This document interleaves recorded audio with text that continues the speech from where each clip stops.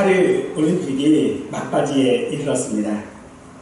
한 2주간 정도 선수들이 경기하는 모습들을 이렇게 보고 있는데, 예전에는 저의 관심이 이기고 지는가, 누가 이기고 누가 졌는가, 뭐 거기에 관심이 좀 있었었는데, 이번 파리 올림픽을 보면서는 이렇게 선수들이 이긴 선수나 진 선수나 좀 안쓰럽다라는 생각이 들어요. 그 메달을 따기 위해서 얼마나 수고하고 노력했을 것인지, 또 진 선수들에게도 얼마나 노력했을는지를 알기 때문에 참 안쓰럽다라는 생각이 들더라고요. 얼마나 그들이 힘들게 노력했을지를 분명히 우리 사람들은 알고 있습니다. 그런데 그럼에도 불구하고 선수들이 그렇게 노력하는 이유, 그 이유는 실질적으로 그 경기에서 이기고 메달을 따고 하면은 실제적으로 그들의 삶이 사실은 풍성해집니다. 예전에 우리 운동을 하는 사람들을 이야기를 들어보면 하는 얘기가 다 그거였잖아요. 참 가난했다. 그래서 이 가난을 극복할 수 있는 방법이 뭐냐라고 했을 때에 운동을 통해서 최고가 되면 거기에 대한 마땅한 혜택들이 따라온다는 거죠.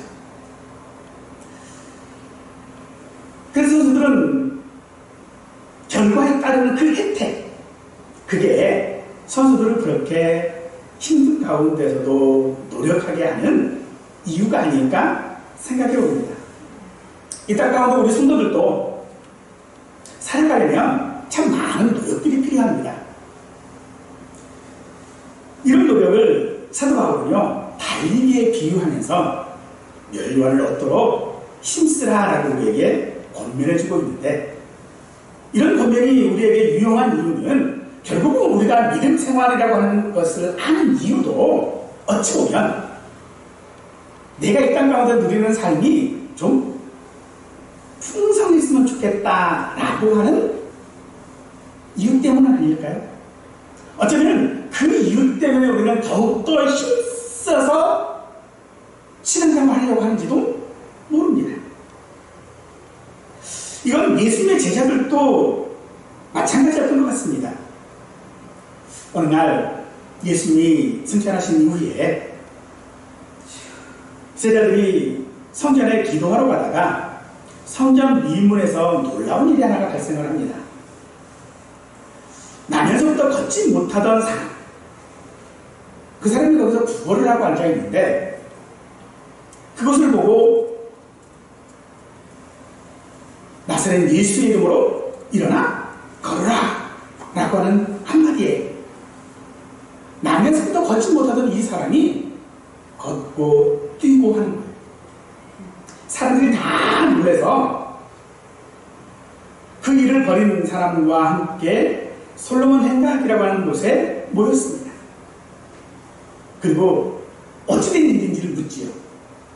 그러자 베드로와 요한이 이것이 어찌 사람들이나 이런 사람들로 이런 것이 아니라 예수님의 이름으로 된 것이다 라고 하는 것을 설명하면서 예수님에 관한 이야기를 하게 되어집니다. 그리고 이 말을 듣고 남자만 5,000명이 예수를 믿게 된 것이죠. 그러자 제사장과 사두개인들이 이 일을 벌인 베드로와 요한을 잡아 가지고 다음날 대제사장을 비롯한 장로들, 서기관들이 모여서 무슨 일을 했는지, 그들이 무슨 권세와 누구의 이름으로 그런 일을 했는지를 신문하지만, 본래 이 베드로와 요한이 학문 없는 범인으로 알았습니다. 학문 없는 범인이라고 하는 말은요, 그냥 간단하게 얘기하면 그거예요. 멍청이, 능력 없는 사람, 아무것도 모르는 사람, 이런 말이에요. 그런데 그들이 담대하게 예수님에 관한 이야기를 하는 거죠. 그래서 어쩔 수 없이 보고 그들을 삭방하게 되어집니다. 그리고 다른 동료들과 함께 기도한 내용이 오늘 본문을 포함한 앞에 있는 내용들입니다. 어떻게 그런 일들이 가능했을까? 이것은 바로 그들의 삶을 좀 더 풍성하게 하려는 그들 제자들의 노력이라고 볼 수 있을 것입니다. 그러나 우리가 지난 시간에 생각해 본 것처럼 우리의 삶이라고 하는 것은 결코 혼자 사는 것이 아닙니다. 또한 절대로 혼자서 되지 않는 것이 무엇이냐면 우리가 믿음 생활하면서 신앙생활하면서 성령 충만하는 거예요. 성령 충만은 예수님이 내 안에 거하심으로 말미암아 시작되어집니다. 그래서 예수님 안에 있지 않으면 우리는 마치 포도나무에 붙어있지 않은 가지처럼 열매를 맺을 수 없습니다. 그래서 우리가 하루 이틀 믿는 것은 아니지만 그래도 번번이 우리는 이 가지처럼 마른 모습 가운데에 있습니다. 때문에 우리는 우리의 삶이 풍성하기 위하여 절대적으로 이 성령의 충만함을 갈망해야 할 줄로 믿습니다. 이것은 바로 성령님의 임재입니다. 우리는 성령님의 임재로 말미암아 비로소 예수님에 대하여 알 수 있고요. 우리 성도라고 하는, 우리 삶이라고 하는 이 본질적인 존재 방식이 세상과는 달라질 수 있는 것입니다. 그러면 우리가 왜 성령 충만하면 우리의 삶은 어떻게 될까요? 우리도 베드로처럼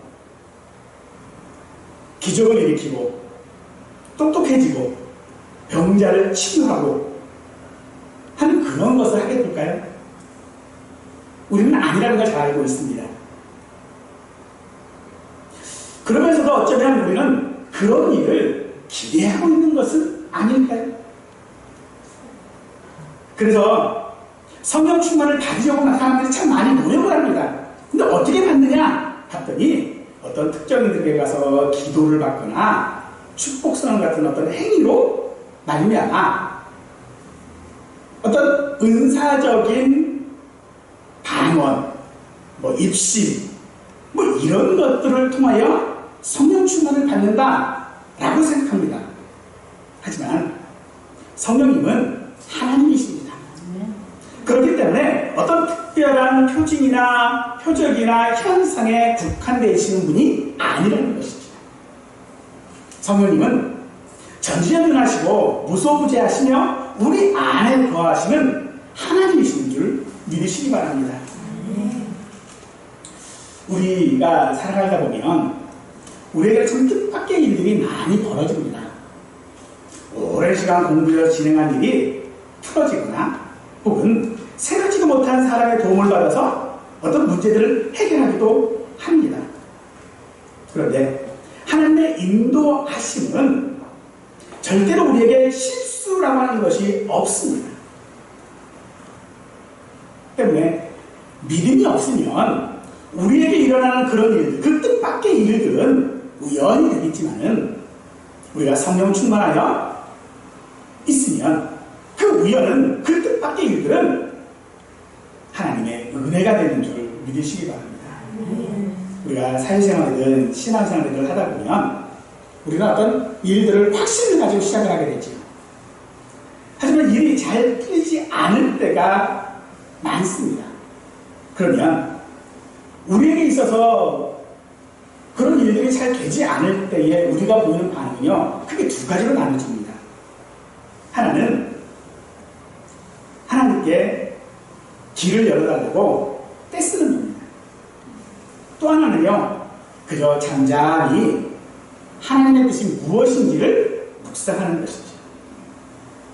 여러분들은 때를 써본 적이 있으십니까? 때를 쓰는 것은 어린아이만 때를 쓰는 건 아닐 겁니다. 보통 우리가 때를 쓴다라고 하는 것은요, 어떤 가능성이 있을 때 그래요.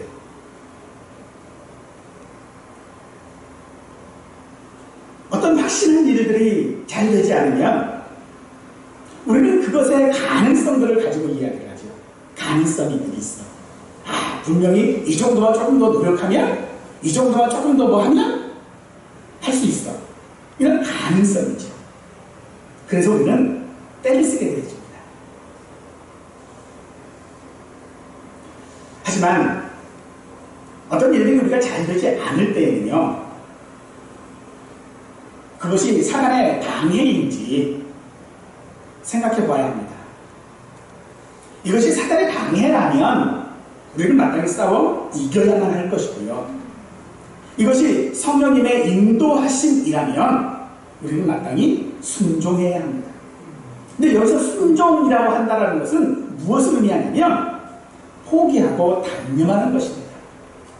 내 뜻과 고집을 버리고 내 생각과 집착을 끊는 것이 곧 내가 일이 잘 되지 않았을 때에 그것이 하나님의 뜻, 성령님의 인도하심이라고 한다면 우리는 마땅히 포기하고 단념하는 순종을 해야 하는 것이죠. 오늘 본문 29절은 이렇게 말씀하십니다.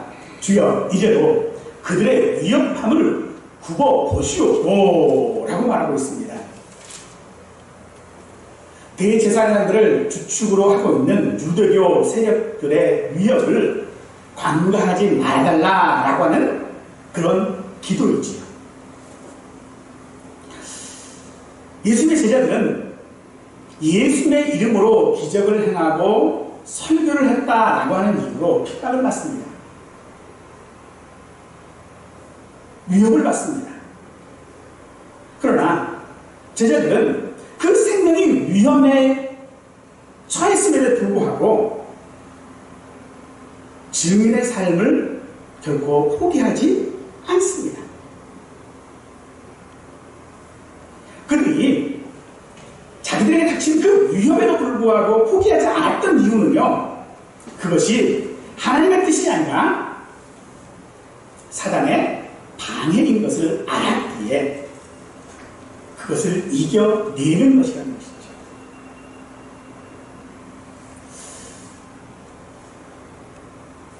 하나님께서 왜 우리를 구원하셨을까요? 여러분들은 왜 하나님이 여러분들을 구원하셨다라고 생각을 하십니까? 성경 어디에서도 내 삶 어떤 곳에서도 그 이유를 설명하지 않으십니다. 그러나 우리가 잘 알고 있는 것은 그 어떤 이유보다도 가장 확실한 이유는 나의 상태와 상관없이 하나님께서는 나를 사랑하신다는 것이죠. 그래서 우리는 왜 나를 구원하셨는지 그 이유는 모르지만 한 가지, 하나님이 나를 사랑하신다라고 하는 것에 대해서는 분명한 확신을 가지게 되는 것이 우리의 구원일 것입니다. 예수님께서 제자들을 부르신 것도 마찬가지였습니다.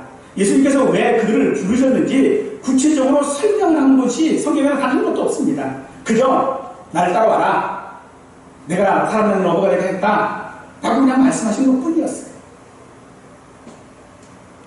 때로 가르치실 때고요, 직접적으로 가르치지 아니하시고 비유를 통하여 말씀하시고 자세한 설명도 하지 않으실 때가 더 많습니다. 마치 우리가 성경을 늘 읽고 묵상을 하지만 여전히 잘 모르는 것과 같은 것입니다. 따라서 제자들은요, 3년 동안 예수님과 줄곧 함께 생활했으면서도 사실 예수님이 누구신지 정확히 이해하지는 못했습니다. 예수님께서 십자가에 죽으시고 장사되시고 부활하시는 사건에 충격은 받았지만은 그것이 의미하는 바가 무엇인지는 온전히 이해하지 못했습니다. 그러던 제자들에게 예수님 보내신 다른 보혜사 성령님께서 임하시자 제자들은 변했습니다.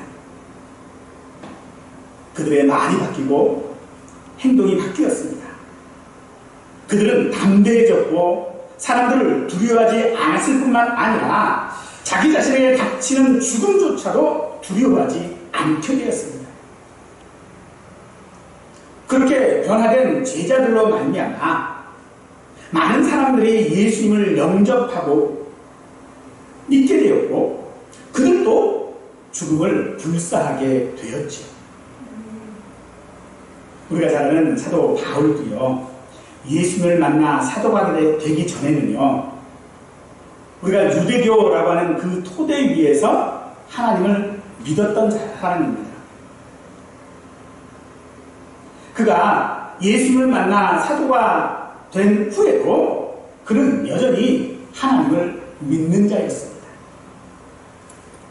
그러나 어찌 그가 사울이었던 그가 바울이 되었습니까?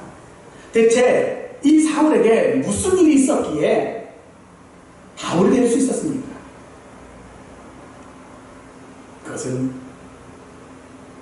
성령님이 그에게 임하셨기 때문인 줄 믿으시기 바랍니다.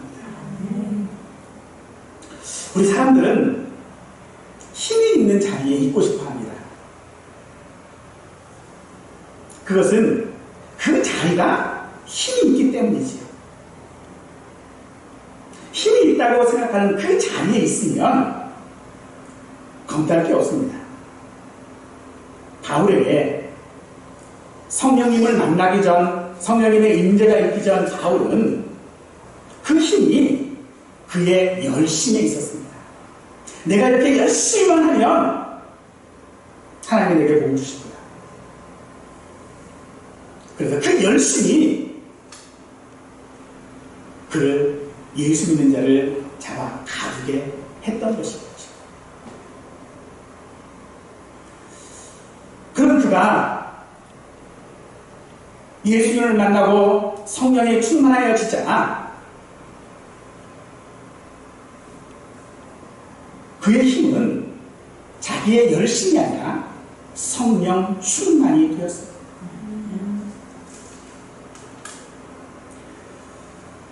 우리가 성령 충만해지면요, 더 이상 사사건건 시비를 걸고 문제를 삼고 효율을 따질 필요가 없게 되었습니다. 즉, 우리의 자신들의 모든 삶들을 얽매였던 것으로부터 자유하게 된다는 것이죠. 3절 말씀을 보십시다. 3절 말씀은 내가 손을 내밀어 병을 낫게 하시었고 표적과 기사와 거룩한 종 예수의 이름으로 이루어지게 하옵소서 라고 말하고 있습니다. 표적과 기사는 예수님께서 자신이 메시아임을 증거하시고 하나님의 나라가 도래했음을 알리는 증거였습니다. 그런데 제자들이 지금 그런 일들이 있기를 구하고 있는 것이죠. 자신들도 손을 내밀면 병이 낫고 표적과 기사가 일어나게 해달라고 말하고 있는데 그것은 자신들을 위협하는 유대교에 겁을 주기 위한 것이 아니라 자신들의 삶이 넉넉하고 싶었기 때문일 것입니다. 사람들은 생각하는 대로 살게 되어집니다. 물론 생각 없이 사는 사람들도 있고 사는 대로 그저 살아가는 사람들도 있을 것입니다만 제자들의 생각에는 오직 예수님 뿐이었던 것입니다. 그래서 그들은 더 이상 자신들의 생각, 육신의 생각을 따르지 않게 되었고 성령님께서 인도하시는 대로 살게 되었는데, 그러므로 성령 충만한 성령님이 우리에게 임재하심으로써 우리에게 나타나는 가장 큰 변화는요, 내 뜻대로 살지 않게 된다는 것인 줄 믿으시기 바랍니다. 성령이 충만하면 어떤 일이 일어납니까? 로마서 8장에서는요 그렇게 합니다. 육신을 따르는 자는 육신의 일을, 영을 따르는 자는 영의 일을 생각한다 라고 말하고 있습니다. 육신에 속한 사람은 종일 육신의 일을 생각하게 된다는 것입니다. 사람은요 어떤 일에 관심이 생기면 온통 그 생각뿐입니다. 그런데 제자들은 온통 예수님 생각뿐이었습니다. 자기 자신이 아니라 예수님의 일을 생각한 것입니다. 무슨 일을 하든 무슨 말을 하든 온통 하나님을 의식하면서 예수님의 뜻이 무엇인지를 생각하고 그 뜻을 알게 되었다라는 것이죠. 뜻을 알았다라는 것은요, 그래서 순종해야 한다라고 하는 것을 의미하는 것입니다. 사도행전 16장에서 보면 사도 바울이 소아시아 지역에서 복음 전하기를 원했는데 성령께서 막으십니다. 복음을 전하지 못하게 하셔요. 왜 막으셨는지, 무엇 때문에 막으셨는지 설명이 없습니다. 성령 충만은 바로 그런 것입니다. 성령 충만은요, 나를 통제하는 것이 아니라 나를 자유롭게 하는 것인데, 근데 우리가 자유라고 하는 것은 내가 하고 싶은 것대로 다 하는 것이라고 하는 것으로 오해합니다만, 사실 자유는 그런 것이 아닙니다. 자유라는 것은 우리가 어떤 일이 잘 되거나 안 되거나 상관없이 하나님의 인도하심을 받아들이는 것이 자유입니다. 어떤 환경에 처하든지 그 상황에 구애받지 않는 것이 자유이고요. 확신을 가지고 하던 일을 중단해야 할 때 중단하는 것이 자유입니다. 따라서 우리가 성령 안에 거하는 것, 우리가 성령 충만을 받는 것은요, 우리에게 자유라고 하는 것이 순종의 다른 말이라고 하는 것을 깨달아야 할 줄로 믿습니다.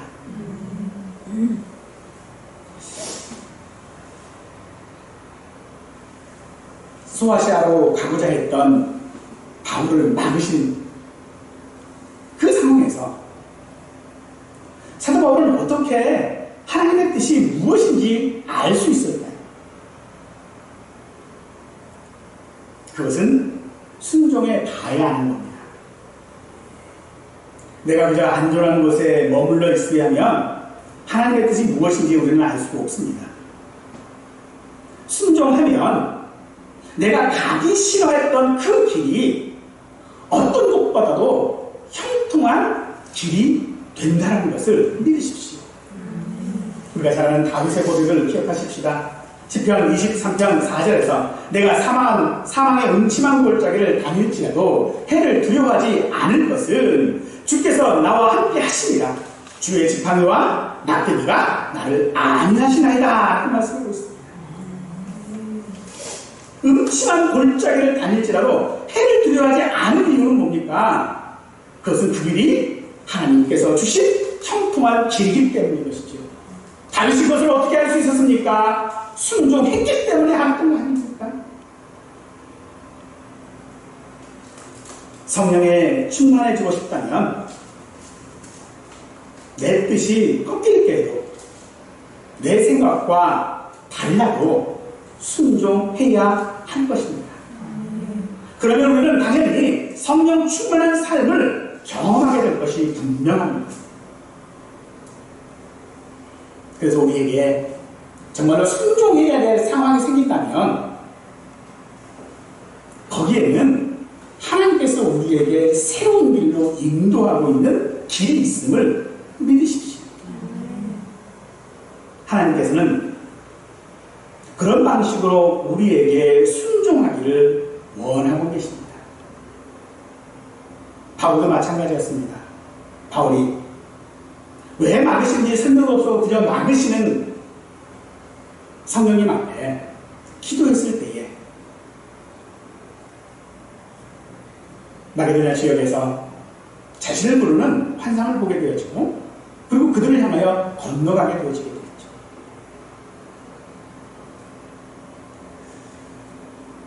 사랑하는 분들은 왜 우리가 성령 충만해야 합니까? 그것은 우리가 성령 충만해야 우리의 삶에 기쁨이 있기 때문입니다. 우리가 기쁨이라고 하면 우리 상황이 좋아서 느끼는 어떤 즐거운 감정을 떠올립니다만, 그러나 성령 충만으로 인한 기쁨은요, 우리의 삶과 환경과 우리가 처한 조건과 상황에 상관없는 기쁨입니다. 그래서 성령 충만한 이 기쁨은 하나님의 기쁨이지 나의 기쁨이 아니라는 것입니다. 따라서 이 기쁨은요, 우리의 위협이 다 사라질 때까지 우리가 수고하고 고생할 수 있는 힘을 우리에게 주는 줄 믿으십시오. 예수님 우리에게 말씀하십니다. 내가 이것을 너희에게 이르면 내 기쁨이 너희 안에 있어 너희 기쁨을 충만하게 하게 하려 하리라고 말씀하십니다. 예수님의 기쁨이 무엇이었습니까? 예수님의 기쁨은요, 하나님의 뜻을 행하는 것이었습니다. 주님께서는 그 기쁨, 즉 하나님의 뜻을 행함으로 말미암아 얻는 기쁨이 우리의 삶 가운데 있는 기쁨이 되기를 원하시는 줄 믿으십시오. 하지만 우리가 성령 충만하지 않으면요, 그런 내 삶의 노력들, 그 시간들이 사실 아까워지고 내가 지금 이 일을 해야 하나라고 하는 갈등들을 하게 되어질 것입니다. 그러면서 우리는 자꾸요, 효율을 따지게 되어져요. 결과를 따지게 되어집니다. 현대교회나 초대교회나 예수를 믿는 것은 사실 다 마찬가지 아닙니까? 그런데 왜 그들의 모습과 지금 우리의 모습이 이렇게 다른 이유가 무엇입니까? 왜 제자들의 삶은 풍성했는데 왜 우리의 삶은 이렇게 어렵습니까?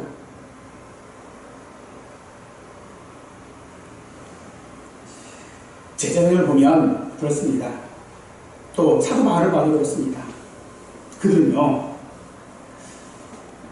자기 뜻대로 살려고 하다가 잘 되지 않으면 짜증을 내지 않습니다. 화를 내지 않습니다. 짜증은 내 뜻대로 안 되기 때문에 내는 거 아닌가요? 내 기회에 못 미치기 때문에 짜증나는 거 아닌가요?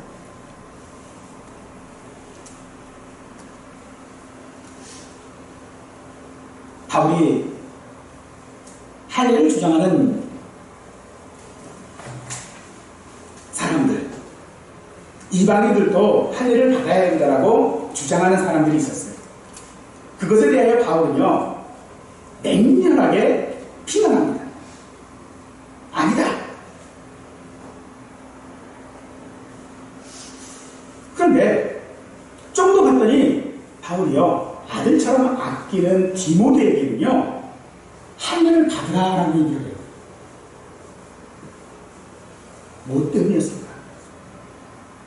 이럴 때는 이렇게 얘기하고 저럴 때는 그렇게 하고. 하지만 바울은 그것을 여러 사람에게 여러 모습으로 다가가는 것이라고 말하고 있습니다.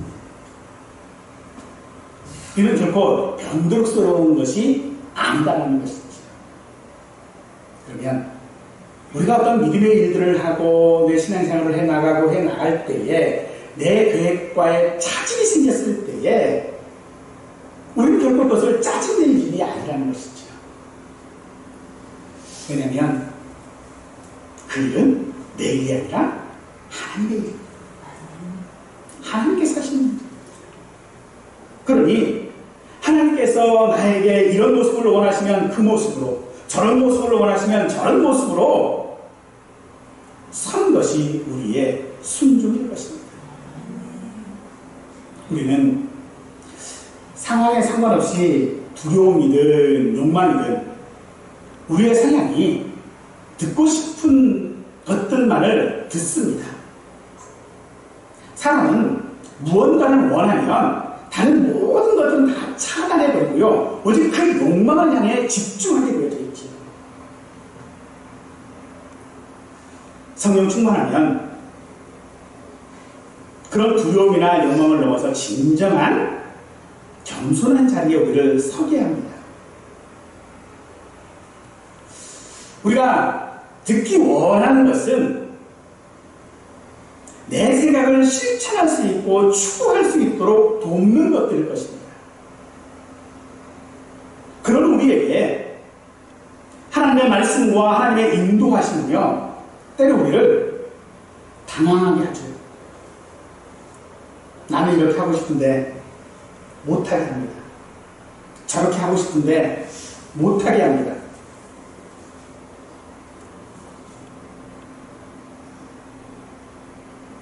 그러므로 순종이라고 하는 것이 무엇입니까? 하나님의 그 인도하시는 우리를 다 이해할 수 없어도 하나님께 확신을 두는 것이 순종입니다. 만약 우리가 우리의 상황들을 다 이해하고 있다면요, 순종이 필요할까요? 그때는 순종이 아니에요. 그냥 하는 거지. 어쩔 수 없어. 그냥 하는 거예요. 포기하는 거예요. 그러나 우리 주님은 우리를 그렇게 인도하시지 아니하십니다. 요한복음 10장 3절 말씀에서 문지기는 그를 위하여 문을 열고 양은 그의 음성을 듣나니 그가 자기 아내의 이름을 각각 불러 인도하여 내느니라 라고 말씀하고 있습니다. 우리가 하나님께 대한 확신, 즉 하나님이 나를 사랑하신다라고 하는 그 확신이 있다면 우리는 하나님의 인도하심을 따라 우리를 어디로 인도하시든지 우리는 따라가게 될 것입니다. 때문에 31절 말씀에 빌기를 땅에 모인 것이 진동하더니 우리가 다 성령에 충만하여 담대히 하나님의 말씀을 전하리라 라고 하고 있습니다. 땅이 흔들린다. 이건 현상입니다. 이것은 하나님의 임재를 사람들의 어떤 오감을 통해서 알게 하시는 방법 중에 하나였을 것입니다. 우리 성도들에게도 하나님의 임재가 있음을 나타내는 여러 진동들이 우리 삶에는요 계속 되어집니다. 반복적으로 주어집니다. 근데 이게 진동이에요. 어떤 현상들이에요. 그리고 이것은 하나님께서 우리에게 주시는 은혜인 줄 믿으시기 바랍니다. 이런저런 상황 가운데서 순종해야 될 때가 있어요. 포기해야만 해요. 하지 말아야 할 때가 있습니다. 그때 우리에게는 그런 하나님의 실질적인 어떤 은혜가 있는 줄 믿으십시오. 사랑하는 성도분, 우리가 원하는 기쁨은 무엇입니까? 성령 충만으로 오는 기쁨은요, 나의 행함이나 결과가 아니라 은혜인 줄 믿으시기 바랍니다. 그러므로 이 기쁨은 절대로 우리의 삶에서 사라지지 않을 것입니다.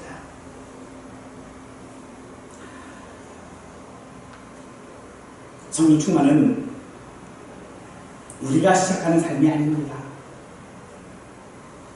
그것은 하나님께서 시작하시는 삶입니다. 그래서 우리에게는요 순종할 뿐인 것이죠. 에베소서 5장 18절 말씀처럼 성령으로 충만을 받으라라고 우리에게 명령하고 계시는데 그 명령에 따라 우리는 순종해야 할 위치에 있는 것 뿐일 것입니다. 어떻게 우리가 그 말씀에 순종할 수 있습니까? 어떻게 성령 충만을 받으라는 그 말씀 가운데 우리가 순종해야 할 위치에 있을 수 있습니까? 이는 생각과 실천으로 이루어질 수 있습니다. 생각과 욕망과 결정을 주관하고 마음과 정신과 의지가 모두 하나님의 인도하심을 따라야만 실천할 수 있습니다. 우리가 왜 성령 충만해야 합니까? 우리가 성령 충만함으로 말미암아 우리의 삶이 거룩해지기 때문입니다. 거룩한 삶이라고 하는 것은 결코 종교적인 것들을 말하는 것이 아닙니다. 거룩한 삶은요, 하나님을 알고 하나님을 사랑하고 내 삶의 주인으로 모시는 삶이 거룩한 삶입니다. 우리가 성령에 충만하지 않으면요, 내가 내 삶의 주인이 되어 좌지우지하려고 할 것입니다. 하지만 하나님께서 우리의 주인이 되셔서 우리를 인도하신다면 그 인도하심은 결코 우리를 교만하고 헛된 영광으로 인도하지 않습니다. 하나님께서 우리를 불의의 길이 아닌 의의 길로 인도하십니다. 우리는 사실 순종할 수 없지만 성령 충만을 통하여 내 자신의 힘으로 순종하지 않고 성령으로 말미암아 순종할 수 있게 되어지는 것입니다. 그러므로 우리의 삶에 어려움이 있다면 하나님께 그 어려움을 해결해 달라고 때를 쓰는 것이 아니라 하나님의 뜻이 무엇인지를 잠잠히 묵상하고 들어야 할 때인 줄 믿으시기 바랍니다. 만약 우리가 그런 어려운 때에 때만 쓰고 있으면요, 우리는 다른 소리가 들리지를 않습니다.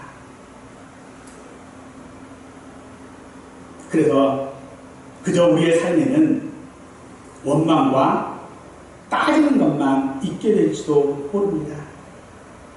어느 날 예수님께서 식사하고 있는데 한 여인이 향유 옥합을 깨뜨려서 예수님의 머리에 붓습니다.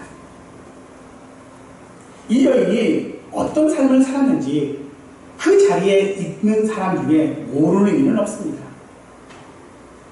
예수님께서는 그 여인의 행동이 복음이 전파되는 곳에서 기억되어야 할 일이라고 하셨죠. 그런데 그 자리에 함께 있었던 유다는요, 비싼 값에 팔아서 이웃을 도와줘야 했다라고 말하고 예수님의 머리에 붓는 그 행위를 낭비하는 것이다 라고 말하고 있습니다. 사랑하는 성도 여러분, 옥합을 깨뜨린 이 여인의 행위는요, 행위가 아니라 사랑인 줄 믿으시기 바랍니다. 주님을 사랑한다면 주님의 뜻을 분별하게 되어지는데, 이는 내가 주님과 하나 됨으로써 내 생각이 제거되어졌다는 그런 증거일 것입니다. 주님의 뜻에 귀를 기울인다면 우리는 반드시 그 기쁨이 우리에게 있는 것입니다. 만일 우리가 예수님의 인도하심으로 말미암아 풍성한 그 삶을 안다면 마땅히 우리는 향유 옥합을 예수님의 머리에 깨트릴 수 있기를 바랍니다. 제자들이 주님의 뜻을 따라 살기 위해 생명의 위협에도 불구하고 기도했던 것처럼 우리 또한도 성령 충만을 통하여져서 하나님께서 우리에게 주시는 그 풍성한 삶이 무엇인지를 우리가 안다면, 그 기쁨이 무엇인지를 안다면 우리도 마땅히 성령 충만을 위하여 기도해야 하지 않을까요? 요한복음 16장 24절에서 예수님은 우리에게 이렇게 권면해주고 계십니다. 구하라, 그러면 받으리니 너희 기쁨이 충만하리라. 이 말씀이 우리 삶에 이루어진다면 우리들의 그 현실의 삶 가운데에 그 기쁨이 드러날 것이 분명합니다. 성령 충만은 하나님에 대해 알을 통해 우리의 현실의 지평들을 넓혀주는 역할들을 할 것입니다. 그러기에 그 위협이 지속됨을 알면서도 면제받기 위하여 기도하지 않고 오히려 당당히 그것들을 수용하면서 감당하도록 성령 충만을 기도했던 제자들처럼 우리의 관심이, 우리의 생각이 예수님께만 집중될 수 있기를 축원합니다. 선수들이 풍성한 삶을 영위하기 위해 자기를 넘어서는 인내와 노력을 아끼지 않는 것처럼 우리는 주님께서 약속하신 그 풍성한 삶을 누리기 위해 주님의 뜻이 무엇인지를 분별하고 주님을 사랑함으로 예수님의 이름으로 우리의 삶을 살아야 할 것입니다. 우리가 살아야 할 예수님의 이름으로 사는 삶, 그것은 우리의 손으로 하는 일, 눈으로 보는 것, 귀로 듣는 것, 발이 향하는 것만이 아니라 우리의 모든 생각까지 다 포함하는 것입니다. 우리에게 일어나는 모든 일상은 성령 충만으로 인한 풍성한 삶을 누리게 하시는 하나님의 은혜입니다. 풍성한 삶은 우리 일상에서 누리는 우리의 기쁨이 되어질 것입니다. 그리고 사랑하는 성도 여러분, 우리에게 일어나는 모든 일들이 예수님의 이름으로 일어나는 우리를 기쁘게 하는 일이 되시기를 간절히 축원하겠습니다.